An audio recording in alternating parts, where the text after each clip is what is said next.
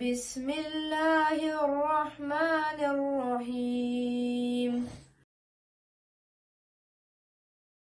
अस्सलाम वालेकुम। आज आपके लिए रेसिपी लाए हैं किंडर पुंछ की।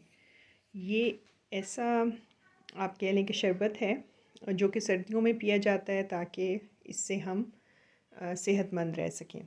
इसके लिए हमें चाहिए पानी 1 लीटर, एप्पल जूस 1/2 लीटर, 3 ये मेरे पास फ्रूट टी के टी बैग्स हैं वो लिए हैं, 1 ऑरेंज लिया है, 1 लेमन लिया है, आधा टुकड़ा हमने दालचीनी का, आधे इंच से तो ज़्यादा है, 6-7 हमने लौंग ली हैं, 50 ग्राम हमने ब्राउन शुगर ली है और ये 2 पैकेट हमारे पास वनीला शुगर के हैं। अब हम पानी गर्म करके सबसे पहले उसमें टी को मिक्स करेंगे 8 से 10 मिनट और उसके बाद आगे स्टेप फिर आपको दिखाते हैं। ये देखें फ्रूट टी को तकरीबन 8 से 10 मिनट हो गए हैं। अब इसमें से हम टी बैग्स निकाल देंगे।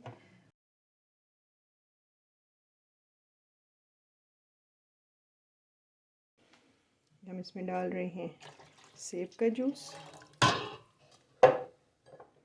ये ब्राउन शुगर 50 ग्राम,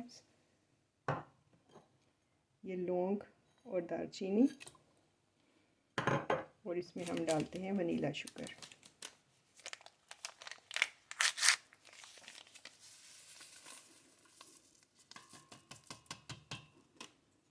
वनीला शुगर ऑप्शनल है, अगर आप नॉर्मल वाली सफ़ेद चीनी डालना चाहें तो वो भी आप 2 टेबल स्पून इसमें डाल सकते हैं।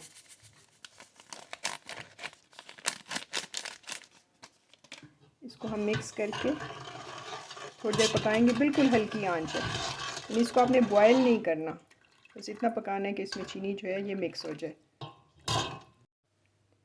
2-3 मिनट हमने बाकी चीज़ों के साथ इसको पकाया है। अब हम इसमें ऑरेंज जो था उसके पतले पतले से कतले करके वो इसमें डाल दिए हैं और जो हमारे पास नींबू था, 1 नींबू का रस, वो भी हम इसमें डाल देंगे। अब इसको हम हल्की आंच पे 10 मिनट तक सिमर करेंगे, यानी बिल्कुल हल्की आंच पे पकाएंगे और उसके बाद इसको आप सर्व कर सकते हैं। जब ये पक जाएगा ग्लासेस में डाल के आपको दिखाते हैं। सर्दियों में बहुत अच्छा है खांसी ज़ुकाम से बचाने के लिए भी, क्योंकि इसके अंदर काफ़ी ज़्यादा विटामिन सी है। तो ये इसका कलर है और इसको आप गरम गरम सर्व करवाएं, बच्चों को पिलाएं। बहुत अच्छा है, हेल्दी है, टेस्ट में भी बहुत अच्छा लगता है और सर्दी भी इससे ख़त्म होती है।